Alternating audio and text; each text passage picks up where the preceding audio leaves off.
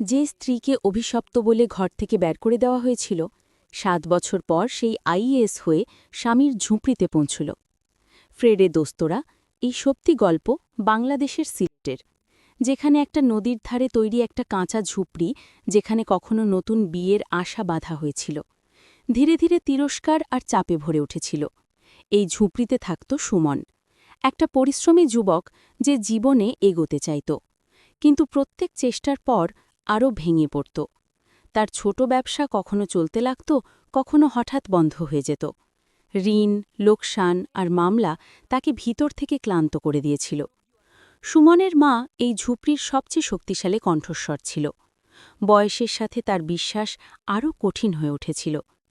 তার জন্য প্রত্যেক ঘটনার কারণ আগে থেকে নির্ধারিত থাকত, আর যখন থেকে অর্পিতাই ঘরে এসেছিল, মায়ের চোখে সেই সব সমস্যার মূল হয়ে উঠেছিল। যখন থেকে এটা এসেছে তখন থেকে কিছুই ঠিক হয়নি।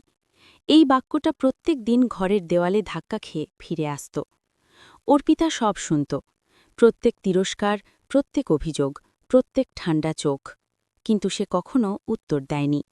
সে সকালে উঠত, ঘর সামলাত, মায়ের সেবা করত, আর সুমনের জন্য সাহস হয়ে দাঁড়াত। তাকে মনে হতো যে সময়ের সাথে সব ঠিক হয়ে যাবে, পরিশ্রম রং আনবে, আর এই অভিযোগগুলো নিজে নিজে মিটে যাবে। কিন্তু কিছু লোকের চিন্তা সময়ের সাথে বদলায় না। যে শেষ আশাকে মেনে সুমন নিজেকে সামলে রেখেছিল, এখন হাত থেকে বেরিয়ে গিয়েছিল। সুমন যখন সন্ধ্যায় ঘরে ফিরল, তখন তার চালে ক্লান্তি নয়, হার ছিল। সে মায়ের দিকে তাকাল, কিছু বলার চেষ্টা করল, কিন্তু শব্দ স্বাদ ছেড়ে দিয়েছিল। মা বুঝে গেল, আর সেই মুহূর্তে তার ধৈর্য ভেঙে গেল। দেখেছ? তার কণ্ঠস্বরে রাগ ছিল। মায়ের কণ্ঠস্বর আরও জোরালো হয়ে গেল। আজ সিদ্ধান্ত হয়ে যাবে, বা এটা থাকবে বা আমি। ঝুপড়িতে নীরবতা ছড়িয়ে পড়ল। দিয়া নিভতে লাগল। সুমনের মাথা ঝুঁকে গেল। সে জানত যে এটা ভুল, সে জানত যে অর্পিতা নির্দোষ। অর্পিতা তার দিকে তাকাল। সেই চোখে অবাক হওয়া নয়, শুধু একটা গভীর ভাঙা ছিল। মা এগিয়ে এসে বলল, এখনই আর চিরকালের জন্য। কিছু মুহূর্ত অর্পিতা কিছু বলল না। তারপর খুব শান্ত কণ্ঠস্বরে সে বলল, আমি অভিশপ্ত নই। সুমন, কিন্তু আজ তুমি প্রমাণ করেছ যে তুমি দুর্বল। সুমনের চোখ ভরে এলো, কিন্তু সে চুপ রইল। অর্পিতা ভিতরে গেল, নিজের কাপড় গুছিয়ে নিল। সে কিছুই চাইল না, না সাহায্য, না স্পষ্টীকরণ, না দয়া। দরজায় থেমে সে শুধু এটুকু বলল, যেদিন তুমি আমাকে এই ঘর থেকে বের করেছ, সেই দিনই আমি ঠিক করেছি যে আমি নিজের জীবন নিজে লিখব। আর সেই অন্ধকার রাতে ঝুপড়ি থেকে বাইরে বেরিয়ে গেল। দরজা বন্ধ হল, আর সেই সাথে একটা স্ত্রীর নীরবতাও। সেই রাতের পর যে ঝুপড়ি থেকে সে বেরিয়েছিল, সেটা শুধু একটা ঘর নয়, সেটা তার বিশ্বাস ছিল, তার সম্পর্ক ছিল, তার পরিচয় ছিল। আর যখন সব একই মুহূর্তে ছিনিয়ে নেওয়া হল, তখন অর্পিতার কাছে কাঁদারও অধিকার বাকি রইল না। প্রথম রাত সে বাস স্ট্যান্ডের বেঞ্চে কাটাল। ঠান্ডা হাওয়া তার শরীর থেকে নয়, তার সাহস থেকে ধাক্কা খাচ্ছিল। আশেপাশে লোক আসা যাওয়া করছিল, কিন্তু কেউ এটা জিজ্ঞাসা করেনি যে এই মহিলা এত দেরি করে এখানে কেন বসে আছে। অর্পিতা নিজের সাথে প্রতিজ্ঞা করল যে সে কারো সামনে হাত পাতবে না। যদি জীবন তাকে এটা ছেড়ে দিয়েছে, তাহলে সেও জীবনের সাথে একাই লড়বে। পরের সকালে সে শহরের দিকে চলল। না কোনো ঠিকানা, না কোনো সাহায্য, শুধু একটা সিদ্ধান্ত, পিছনে না ফেরা।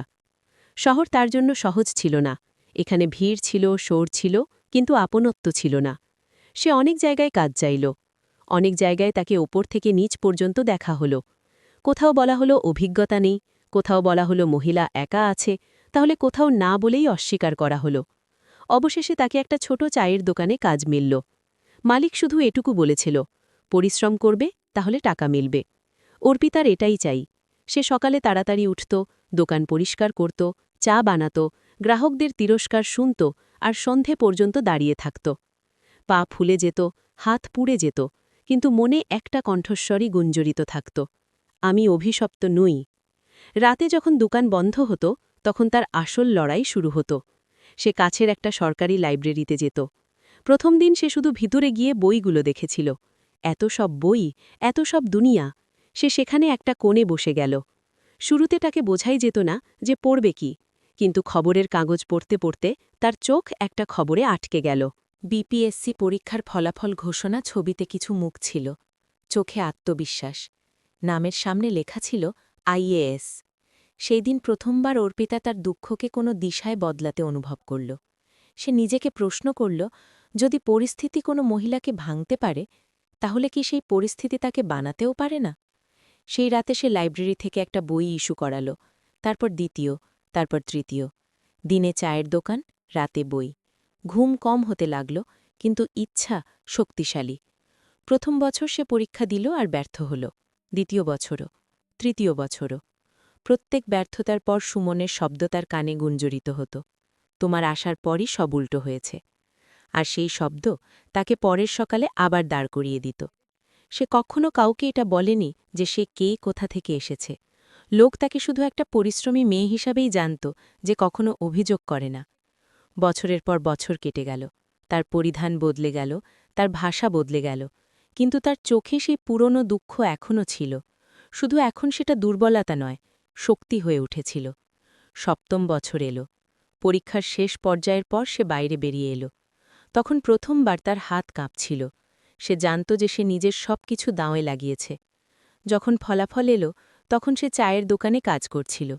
একটা ছেলে দৌড়ে এসে বলল, তোমার নাম আছে এতে। অর্পিতা খবরের কাগজ হাতে নিল, নাম দেখল। এক মুহূর্তের জন্য সব কিছু থেমে গেল। সে কিছু বলল না, শুধু চুপচাপ বাইরে বেরিয়ে এলো। সেই সন্ধ্যায় প্রথমবার সে আকাশের দিকে তাকিয়ে হাসল। না, অহংকার ছিল না, শোর। শুধু একটা স্বস্তি ছিল যে সে হার মানেনি। সময় বদলাল, অর্পিতার পরিচয় বদলাল।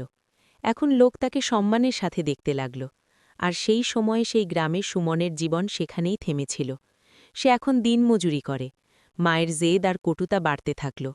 ঝুপড়ি আরও জরাজীর্ণ হয়ে উঠেছিল। কখনো কখনো রাতে সুমন ঘুম থেকে চমকে উঠে বসত। তাকে মনে হতো যেন দরজায় কেউ দাঁড়িয়ে আছে, কিন্তু সেখানে কেউ থাকত না। সে চুপচাপ শুধু অনুতাপ অনুভব করত। কিন্তু কিছু সময় পর একটা সকালে গ্রামের হাওয়া সত্যিই কিছু আলাদা ছিল। যদিও কাউকে এটা ঠিক ঠিক বোঝা যাচ্ছিল না যে আখির কেন সূর্য প্রত্যেক দিনের মতো উঠেছে। সেই হালকা সোনালি আলো কাঁচা রাস্তায় ছড়িয়ে পড়ছিল, কিন্তু সেই আলোয়ও আজ কিছু অনুচ্চারিত মিশেছিল। হাওয়া যখন গলি থেকে যাচ্ছিল, তখন সেটা শুধু ধুলো ওড়াচ্ছিল না, বরং যেন কোনো আসন্ন পরিবর্তনের আহটও সাথে নিয়ে যাচ্ছিল। কাঁচা গলিতে লোক প্রত্যেক দিনের মতো নিজ নিজ কাজে লেগেছিল। কোনো মহিলা ঘড়া মাথায় রেখে জল ভরতে যাচ্ছিল, কোনো হ্যান্ডপাম্পের কাছে দাঁড়িয়ে নিজের পালার অপেক্ষা করছিল। কোথাও একটা লোক পশু হাঁকিয়ে নিয়ে যাচ্ছিল, তো কোথাও কোনো বুড়ো খাটে বসে সকালের রোদ সেঁকছিল। বাচ্চাদের কণ্ঠস্বরও ছিল। কেউ স্কুল যাওয়ার জন্য চপ্পল পরছিল, কেউ এখনও মায়ের কোলে দাঁড়িয়েছিল। জীবন সবসময় আশা আর ক্লান্তির মাঝে দোল খাচ্ছিল। সেই গলির শেষ প্রান্তে সেই ঝুপড়ি দাঁড়িয়েছিল, যার মাটির দেওয়ালে সময় নিজের চিহ্ন ছেড়ে দিয়েছিল, যার ছাদ জায়গায় জায়গায় ঝুঁকে পড়েছিল, যেটা এখন ঘর কম আর সময়ের শাস্তি বেশি মনে হতো। সুমান সেই দিনও কাজে যাওয়ার প্রস্তুতি করছিল। ছেঁড়া শার্ট, যেটা সে অনেকবার সেলাই করিয়েছে, ক্লান্ত হাত, যাতে পরিশ্রমের রেখা স্পষ্ট দেখা যেত, আর চোখে সেই পুরনো বোঝা, এমন বোঝা যা বছরের পর বছর নামতে চাইছে না। সে চুপচাপ জুতো পরছিল। ভিতরে মা বসে কিছু বকবক করছিল, কখনো ভগবানের নাম, কখনো ভাগ্যকে গালি দিয়ে। ঝুপড়ির ভিতরে আর বাইরে একই উদাসীনতা ছড়িয়েছিল।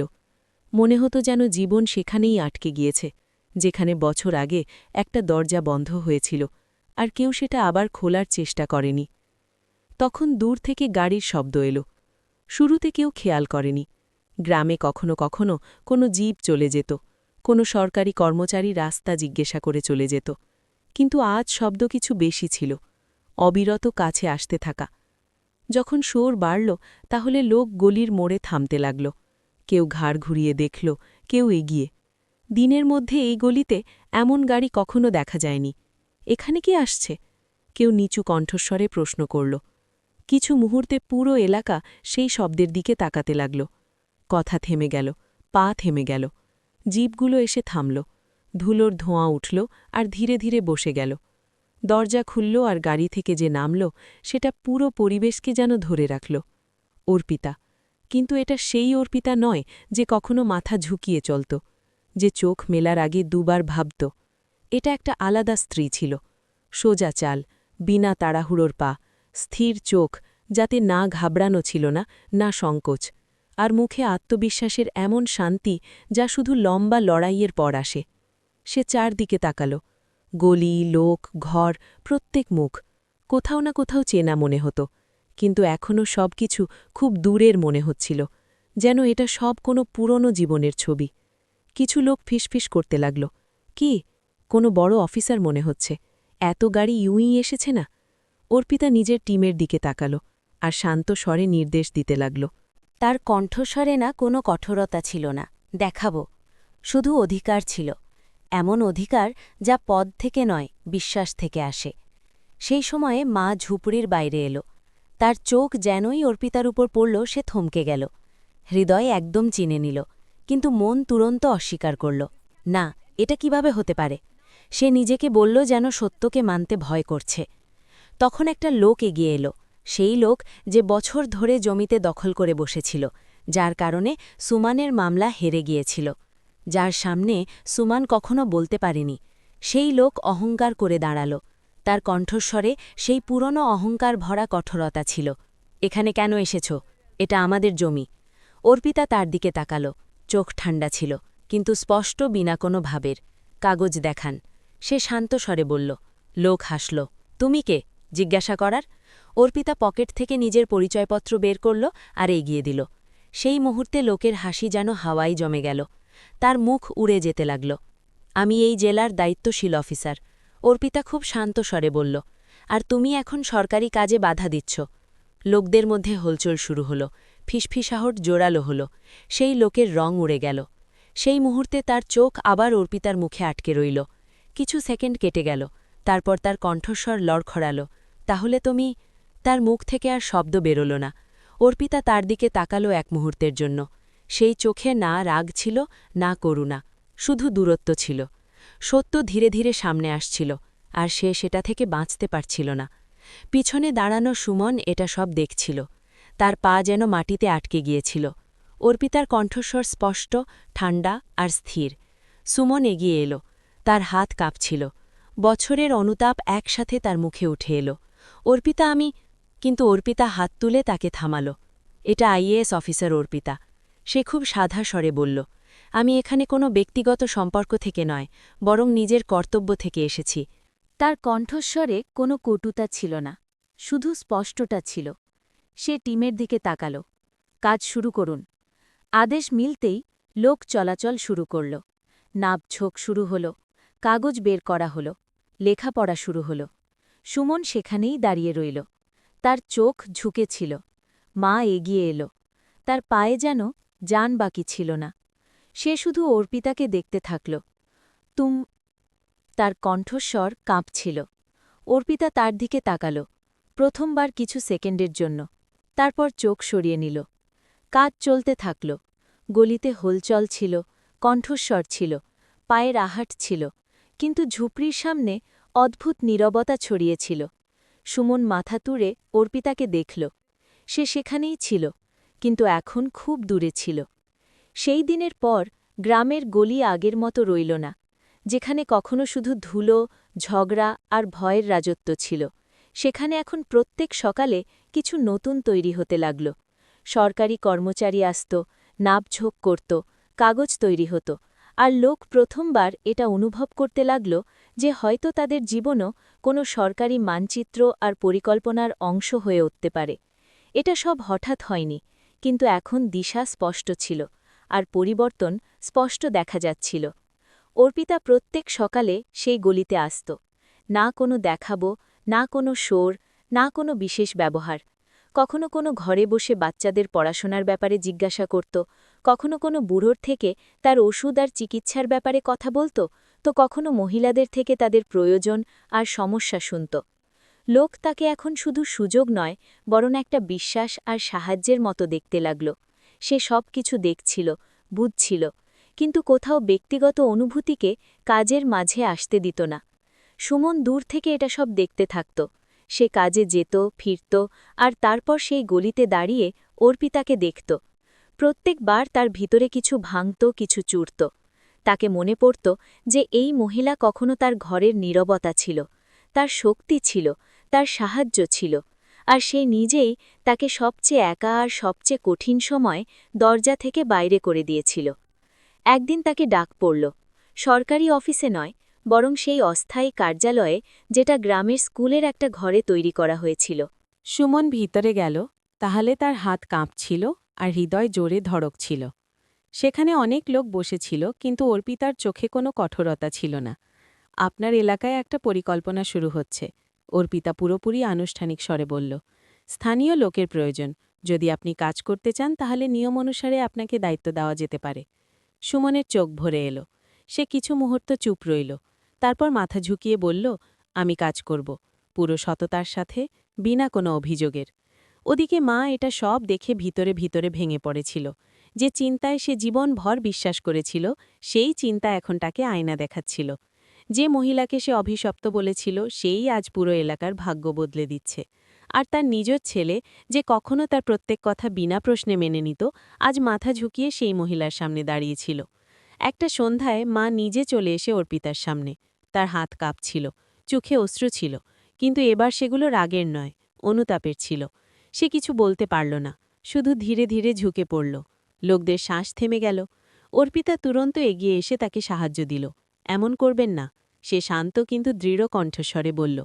মা কাঁদতে কাঁদতে বলল, আমার চিন্তা ভুল ছিল, আমি অন্ধবিশ্বাসে সব কিছু হারিয়েছি, সম্পর্ক আর চেনও। অর্পিতা তাকে বসালো। তার কণ্ঠস্বরে না জয় ছিল, না প্রতিশোধের সুখ। অভিশপ্ত কোনো মানুষ হয় না, সে বলল। অভিশপ্ত সেই চিন্তা হয় যা অন্যদের পড়িয়ে নিজেকে সঠিক মনে করে। মা চুপ হয়ে গেল, তার কাছে এখন বলার কিছু ছিল না। কিছুদিন পর অর্পিতা সুমনকে ডাকল। এই মিলন কোনো অফিসে নয়, বরং সেই গলিতে হলো যেখানে কখনো অর্পিতা একা দাঁড়িয়েছিল। এখন পরিবেশ বদলে গিয়েছে, কিন্তু তাদের মাঝের দূরত্ব স্পষ্ট দেখা যাচ্ছিল। সুমন খুব সাহস জুটিয়ে বলল, সেই দিন আমি যদি শক্তিশালী হতাম। অর্পিতা তার কথা পুরো হতে দিল না। সে খুব শান্ত ছিল। তুমি আমাকে অভিশপ্ত বলেছিলে, সে বিনা কোনো অভিযোগের বলল। কিন্তু সেই শব্দগুলো আমাকে দাঁড় করিয়েছে। আজ আমি এখানে কোনো সম্পর্কের কারণে নই, আমি এখানে নিজের কাজের কারণে আছি। সুমনের চোখ থেকে অশ্রু বেরিয়ে এলো। সে জানত যে কিছু কথা সময়ের সাথে ফিরে আসে না। তুমি একটা ভালো মানুষ হতে পারো, অর্পিতা আরও বলল, শুধু সেটা হও। এতে সবার ভালো আছে, আর এটাই সঠিক পথ। এরপর সে ঘুরল আর ধীরে ধীরে এগিয়ে গেল। কিছুদিনে এলাকায় নতুন ভবনের ভিত্তি পড়তে লাগল। স্কুলের দেয়াল উঠল, হাসপাতালের পরিকল্পনা তৈরি হল। ঝুপড়ির কাছ থেকে যাওয়া রাস্তা এখন কাদা নয়। একটা সকালে সরকারি কাফেলা আবার সেই গলি থেকে বেরিয়ে গেল।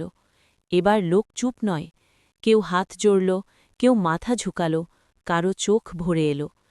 সুমন গলির কিনারে দাঁড়িয়েছিল। সে প্রথমে ঝুপড়ির দিকে তাকাল, তারপর নতুন স্কুলের দিকে। তার মুখে অনুতাপ ছিল, কিন্তু সেই অনুতাপের মাঝে একটা নতুন বোঝা আর নতুন চিন্তাও জন্ম নিয়েছে। জীবনে হার আর জয় ভাগ্য থেকে নির্ধারিত হয় না, সেটা নির্ধারিত হয় সেই চিন্তা থেকে যা দিয়ে আমরা অন্যদের দেখি আর নিজেকে পরখ করি। যদি তোমাকে এই গল্প ছুঁয়ে গিয়ে থাকে, তাহলে জরা ভাবো, কি আমাদের আশেপাশে কোনো এমন মানুষ আছে যাকে আমরা বিনা জেনে, বিনা বুঝে দোষ দিচ্ছি? আর যদি তোমার মনে হয় যে এমন গল্পগুলো সমাজকে আয়না দেখায়, তাহলে এটাকে লাইক করো, নিজের চিন্তা কমেন্টে লেখো আর চ্যানেলকে সাবস্ক্রাইব করো। কারণ প্রত্যেক গল্প শুধু শোনার জন্য নয়, কিছু জীবন বদলার জন্যেও হয়। মিলব পরের গল্পে।